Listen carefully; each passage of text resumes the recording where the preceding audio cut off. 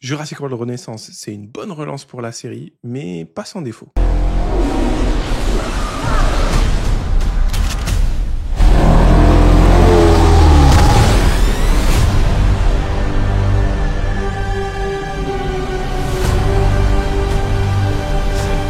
J'espère que vous allez bien, que vous n'avez pas trop chaud en ce moment.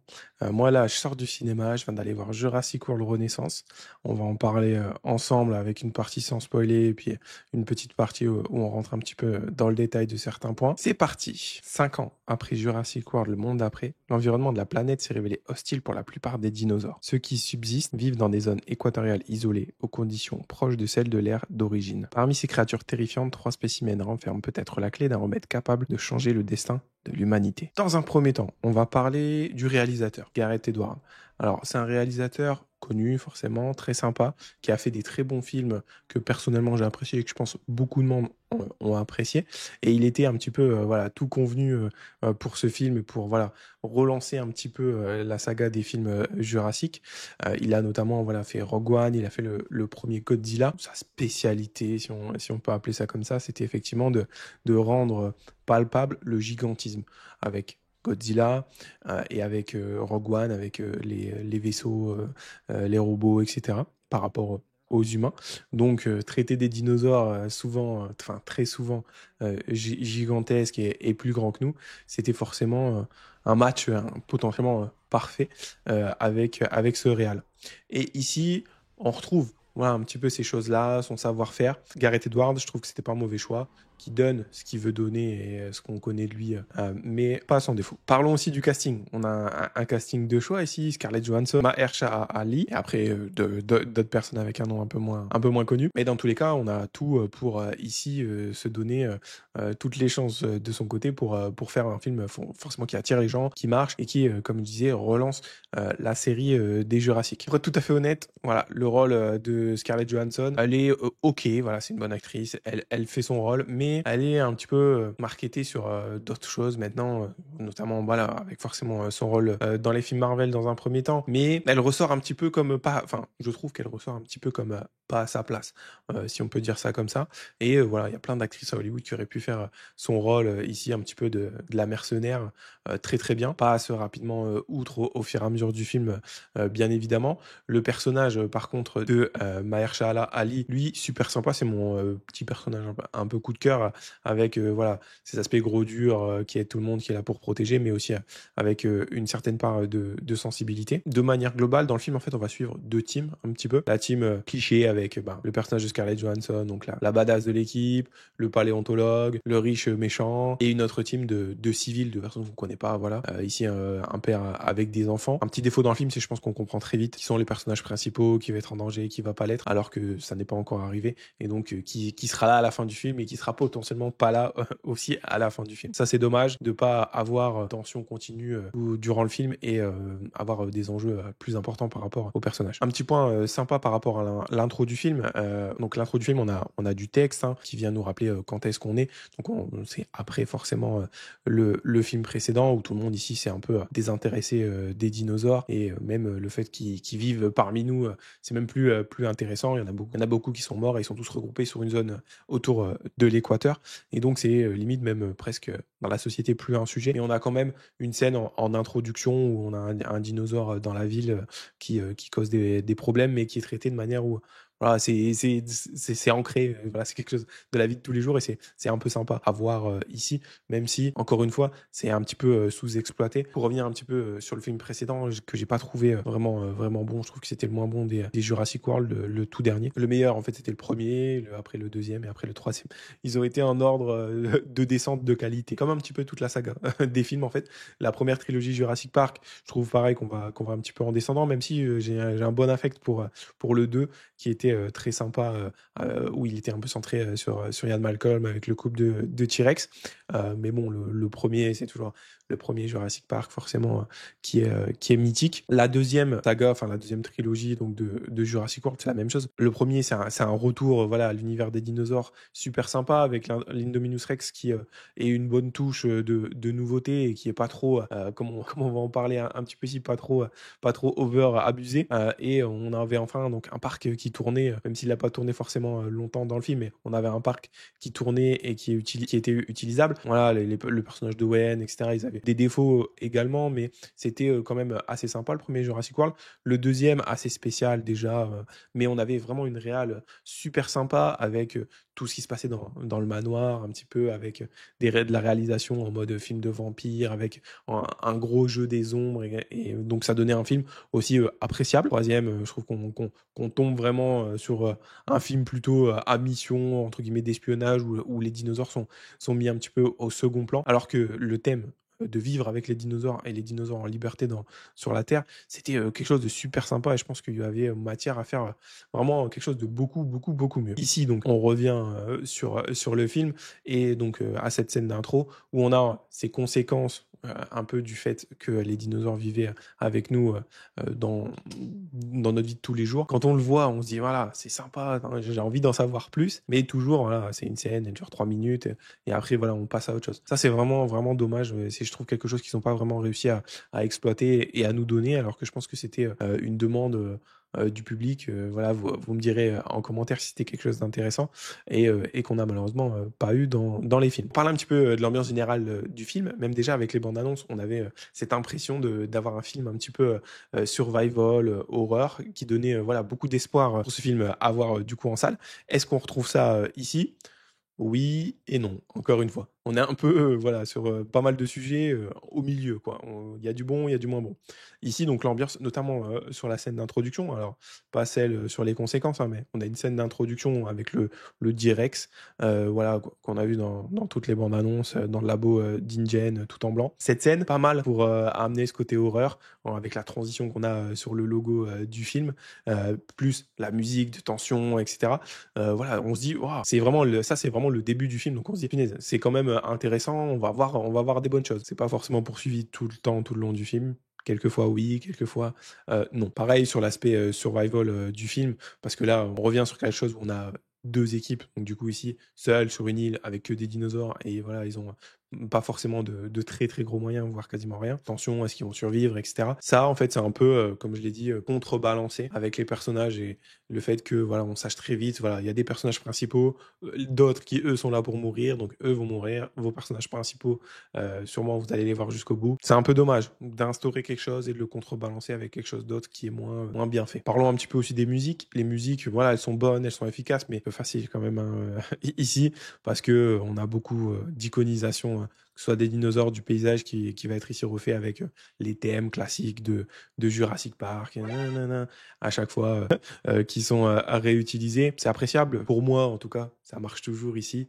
quand on a voilà, des beaux plans sur des dinosaures gigantesques qui sont en groupe, qui ont des comportements de dinosaures. Enfin, ton âme d'enfant, quand tu vois ça, peut-être même pas d'enfant, mais pour moi, notamment, quand tu découvres les dinosaures, en général, t'es plutôt enfant. C'est vraiment kiffant, et ça marche, en tout cas, ici, encore une fois, pour moi, même si j'avoue que c'est un peu facile. Pour ce qui est des dinosaures en eux-mêmes, on frôle encore ici entre deux eaux, c'est-à-dire que des fois, il y a des moments grandioses, comme la scène avec les giganotosaures, où on en voit un, deux, on voit un troupeau, c'est bien filmé à hauteur d'humain pour vraiment donner cet aspect gigantesque aux dinosaures. Ils sont beaux, voilà, il y a des beaux plans avec une lumière, un contraste. C'est tout ce qu'on demande, tout ce qu'on kiffe quand on voit des dinosaures, et surtout au cinéma. Et ça flirte du coup aussi avec des choses où, certes, la scène, elle est belle, elle est bruyante, il y a du dinosaure, il y a de l'action, mais les enjeux, bof, ça c'est surtout avec quand on a des scènes avec des carnivores. Ici, bon, il y a la scène du T-Rex qu'on voit dans les bandes annonces, la scène du T-Rex avec le ruisseau, qui est d'ailleurs une scène iconique un petit peu des livres, qu'on n'avait pour l'instant pas vu du tout dans les films, et qu'on va retrouver ici. Elle est bien, la scène, elle est très bien. On prend du kiff, mais pas forcément d'enjeu dramatique, et on revient encore une fois avec l'ambiance. C'est une scène qui est, voilà, si jamais il s'était passé quelque chose, on aurait pu, voilà, là encore appuyer cet aspect survival, cet aspect danger, cet aspect horreur. Mais non, on est un petit peu dans, encore une fois, la facilité. Oui, c'est beau, oui, c'est bien filmé, mais voilà, donnez-nous en plus, donnez-nous quelque chose de nouveau, et allez vraiment dans le fond du thème, quoi. C'est dommage. Alors, encore une fois, ici, on continue avec les hybrides, donc c'est un peu le thème de Jurassic World hein, dans tous les films. Ici, on a plusieurs hybrides, parce que en gros, voilà, ils sont sans trop rentrer dans le détail, ils sont sur une île où ont été mis tous les hybrides, enfin tous les dinosaures sur lesquels il y a eu des tests génétiques par InGen, notamment donc, le T-Rex, dont on a déjà parlé un petit peu, mais qui est assez marketé et qu'on a déjà vu. Je vais donner mon avis sur le T-Rex. Voilà, même si ils ont voulu s'inspirer de plein de choses de la pop culture, des rancors dans Star Wars, forcément du T-Rex, potentiellement d'Alien, je sais pas. Mais moi, le T-Rex, il me gêne un petit peu. Je vais pas mentir. Son design, voilà, quand je vais voir Jurassic World, j'aime bien voir des dinosaures, quoi. Pas des mutations, pas des extraterrestres, pas des aliens. Dans les premiers Jurassic World, c'était moins le cas parce qu'on avait, donc, avec l'Indominus Rex et le Raptor modifié dans le 2, on voyait des dinosaures, en fait. Même si, voilà, ils étaient un petit peu modifiés, c'était des dinosaures. C'était vraiment des dinosaures. Là, là, on est vraiment, quand même, vraiment sur une grosse limite entre alien et dinosaure. Et moi, ça me dérange. Sur celui-là, en tout cas. Et en plus, je le trouve pas. Bon, il a ce gros front là, et enfin, je sais pas, je le trouve pas très menaçant, quoi. C'est dommage. Il y a une autre mutation qui là, je trouve un petit peu plus cool, parce que là, on dirait un dinosaure. Il y a des raptors un peu modifiés, ils ont des ailes, ils sont capables de voler, et ça nous donne quelques scènes sympas avec ces raptors-là, notamment une scène, voilà, ça dévoile rien, mais on a une scène où il y a quelqu'un qui va pisser, et en fait, la mise en scène, elle est bien, et la réal, elle est bien aussi, c'est que on l'a en focus vraiment au tout premier plan devant la cam, et dans le fond, derrière, on a une baston de dinosaures, avec notamment celui-là, hein. C'est très sympa, en tout cas. Donc, pour conclure sur les hybrides, c'est une bonne idée, mais moi, ça me gêne quand on dépasse un petit peu trop et qu'on va un petit peu trop loin, notamment avec le T-Rex. Dites-moi aussi en commentaire, hein, si pour vous, c'est pas grave d'évoluer, d'aller vers des nouveautés un petit peu dans ce style-là, ou si vous êtes un petit peu comme moi, attaché au fait que, ben voilà, on va voir un Jurassic Park, un Jurassic World, on va voir des dinosaures, quoi. Oui, dans le film aussi, il y a des clins d'œil forcément au film précédent. Et encore une fois, comme je dis un petit peu sur tous les thèmes, on oscille entre le bon, le c'est bien, et le bah, voilà, on voit ce que vous avez voulu faire et vous avez un petit peu forcé. Ici, donc, il y a des clins d'œil qui sont subtils, qui sont appréciables, qu'on va reconnaître, mais qui ne sont pas poum dans ta tête, et ça gêne le récit, ça gêne un petit peu, ça te sort un petit peu aussi de ce que tu es en train de regarder. Mais t'en as d'autres, voilà, qui sont un petit peu grossiers. Notamment un en particulier que j'ai en tête, on a l'impression qu'ils veulent nous la refaire à chaque fois. Voilà, je vous dis juste le nom du dino auquel c'est associé, les raptors, c'est un peu saoulant. Cherchez d'autres idées, s'il vous plaît. Pour englober un petit peu tout ça et faire une conclusion sans spoiler, c'est un beau spectacle. On passe du bon temps dans le cinéma. Voilà, moi, je suis content en tout cas d'avoir payé ma place pour aller voir ça. C'est un beau spectacle, des belles images.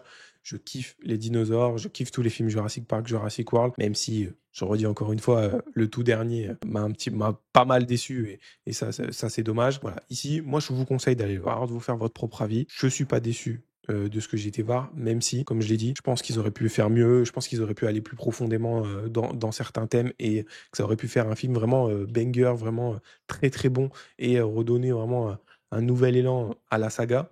Ici, en plus, j'ai vu que potentiellement, on va repartir sur une nouvelle trilogie. Donc, attention quand même à ne pas vraiment là trop partir n'importe où, et trop dériver sur des choses un petit peu bizarres. Je mets ça en lien avec ce fameux T-Rex, parce que je pense que c'est pas forcément ça que les fans veulent, et comme j'ai vu, voilà, j'ai déjà vu quelques reviews, quelques avis. Il y en a qui commencent à en avoir marre un petit peu, voilà, des films sur les dinosaures. Donc, si c'est pas pour proposer quelque chose de nouveau, avec vraiment de l'idée, avec quelque chose derrière, vaut mieux peut-être s'abstenir et pas aller plus loin. Si je dois donner une note un petit peu globale, on va tourner, voilà, autour des 7. Autour du 7, ouais, 7 sur 10, c'est pas trop mal, en mettant un petit 7 sur 10, mais attention pour la suite, quoi. Voilà un petit peu pour l'avis sans spoiler sur le film. Merci, voilà, si vous êtes arrivé jusque-là, n'hésitez pas encore une fois à vous abonner, à mettre un petit pouce, à mettre un petit commentaire pour qu'on discute du film et de ce que vous en avez pensé. Je réponds à tout ça, et j'adore échanger avec vous.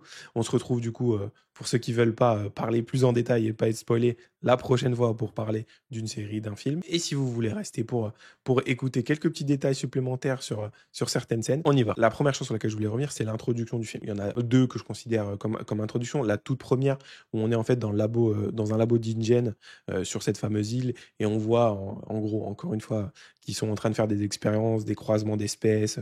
Ils essayent encore une fois, voilà, de renouveler un petit peu le panel de dinosaures pour intéresser les gens, parce que voilà, on l'a déjà dit plusieurs fois dans la saga, les gens se lassent rapidement des dinosaures. Et donc, on a ce fameux T-Rex qui est dans, dans une grande cellule, on va appeler ça comme ça, où le protocole pour rentrer est très strict. Une personne à l'intérieur, une personne à l'extérieur, ils doivent tourner une clé. Et il est dans cette lumière rouge qui donne vraiment déjà une ambiance, une sensation de danger. Et donc cette première scène où, on l'a vu dans les bandes annonces, voilà, il va y avoir un problème de fermeture des portes, et du coup il va pouvoir s'échapper. On a cette scène où il va attraper, il va en gros réussir à attraper un mec qui était resté coincé dans sa cage. On voit sa main arriver doucement, enfin sa patte arriver doucement pour l'attraper, et le mec partir derrière dans la fumée. Après on le voit plus. Et ce que j'ai bien aimé aussi, c'est la musique qui va avec, et le logo du film qui arrive en même temps, sans qu'on voit le détail de ce qui se passe dans le fond, mais qu'on entende le bruit. C'était, voilà, comme j'ai dit dans la partie no spoil, une intro comme ça, enfin je trouve que ça en jette un petit, enfin, ça en jette.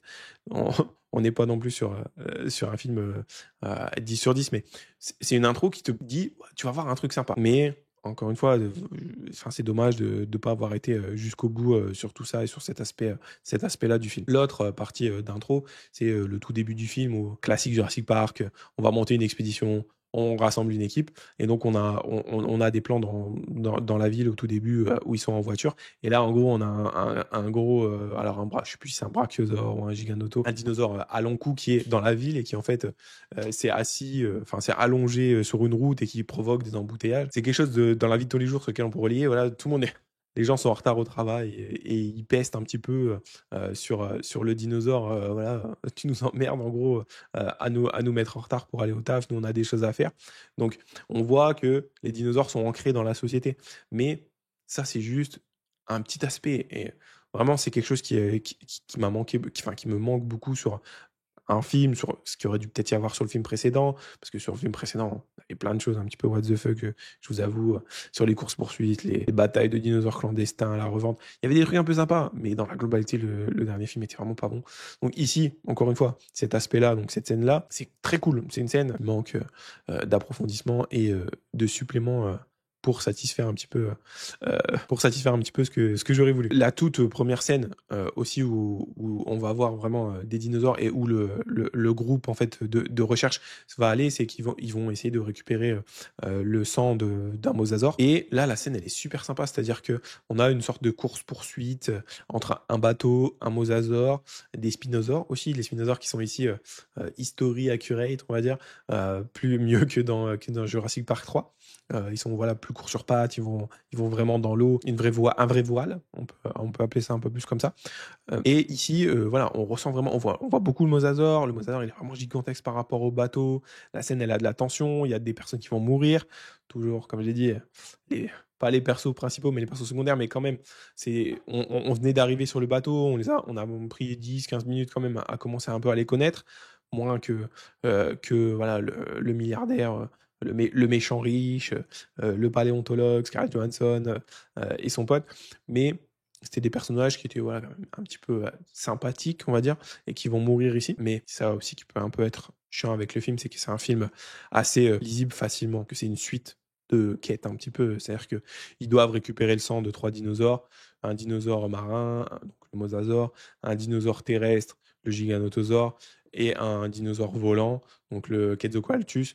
Donc trois dinosaures géants, et en gros, on fait l'un, on réussit, on fait l'autre, on réussit, on fait l'autre, on réussit, et après on s'en va. Très vite, dès le démarrage du film, tu sais en gros comment ça va se passer. Et comme je disais, comme aussi les personnages, tu vois très facilement qui va mourir, qui va pas mourir. C'est un peu déceptif sur ce plan-là, et du coup tu t'attends à d'autres choses pour compenser. L'autre point sur lequel je voulais rentrer dans le détail, comme je disais, on va suivre 2 teams. la team scientifique, mercenaire, etc., qui s'occupe de récupérer les échantillons. Et on a une team, en fait, d'un père avec ses 2 filles et son beau-fils, qui, en gros, étaient aux alentours en voilier. Ils faisaient une promenade en voilier et ils se sont fait attaquer par le mosasaur. Du coup, ils sont échoués. Ils ont été récupérés par la première équipe. Et après, ils ont été aussi s'échouer avec l'autre bateau, les deux, mais là, sur l'île sur l'île où on a les dinosaures. Et les 2 équipes se séparent. Enfin, le fait de suivre 2 équipes comme ça en parallèle, de voir chacun avoir des situations différentes contre des dinos forcément différents, c'est cool parce que ça permet de voir plus de dinosaures, d'avoir plus de diversité et d'avoir des scènes potentiellement différentes. Maintenant, on a la team où il y a des gens qui meurent et il y a une team, la team donc du père et des enfants, où il y a personne qui meurt jusqu'à la fin. Ça aurait été quand même sympa d'en voir un, enfin sympa, pas pour eux forcément, mais je trouve qu'en tant que spectateur, et comme je disais, j'ai déjà dit à plusieurs reprises, sur le fait d'avoir une ambiance survival, un petit peu limite horror, il y a des morts d'un côté, pourquoi il n'y en a pas de l'autre? C'est dommage. On aurait alors, ça aurait été peut-être un petit peu too much, parce que voilà, il y a une petite fille, une petite qui a, je sais pas, 9-10 ans, il y a sa grande sœur qui doit en avoir peut-être un peu 16, quelque chose comme ça, et il y a son beau-fils, pareil, qui a 17 ans, quelque chose comme ça. Peut-être de faire mourir le beau-fils, ou voire même le père, peut-être.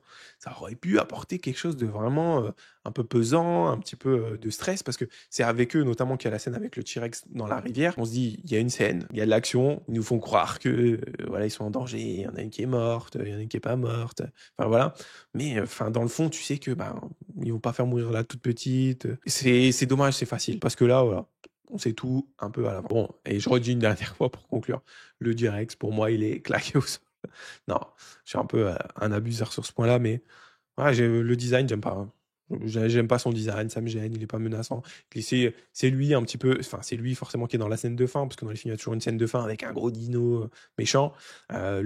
Ici, je sais pas, il fait pas, enfin c'est pas qu'il fait pas peur parce que voilà il est grand, il a des grandes dents, mais enfin avec sa grosse tête, avec son gros front, il a l'air un peu ridicule et dans le fond, bah je trouve qu'il fait pas peur. Et après sur le combat de fin, le personnage de Mahershala Ali, il est en 1v1 contre lui, en mode il s'est sacrifié un petit peu pour laisser les autres partir, mais on voit même pas ce qui se passe réellement et il survit.